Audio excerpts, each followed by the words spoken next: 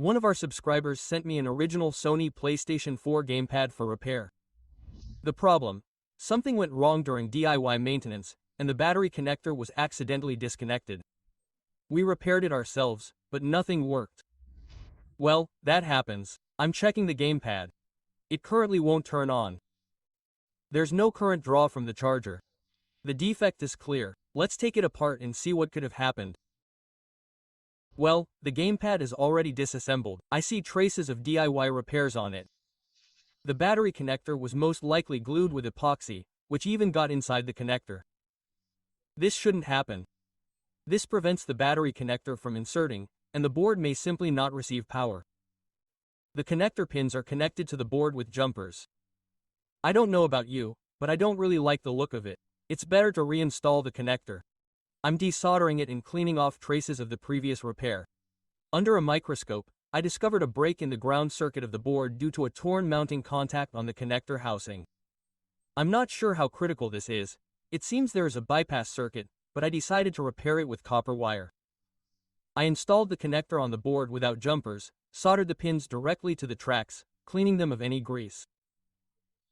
I also used the ground pins, which eliminated the need for additional securing of the connector with glue or a compass, although now I think that would have been useful. When connecting the board for a test run, I discovered a problem with the ribbon cable coming from the board with the charging connector.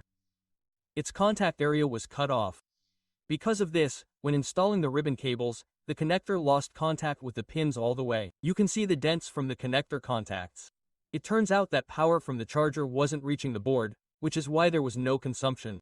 Clearly, this was the main problem. I'm replacing the ribbon cable with a new one. I didn't have to order one, as I have a spare ribbon cable from previous gamepad repairs. Well, the battery is connected to the board, and the charging cable is new. I can test the operation. I connect the charging cable. The gamepad draws 500 milliamperes. This value is within normal limits. The device can now be assembled and fully tested. I fully charged the battery and checked the wireless and wired connections to the computer. Everything works. I didn't notice any issues with games either. Everything is fine.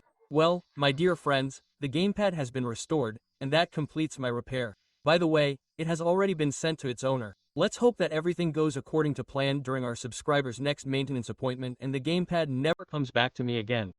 Thank you all for your attention, and I'll see you soon at other repair shops.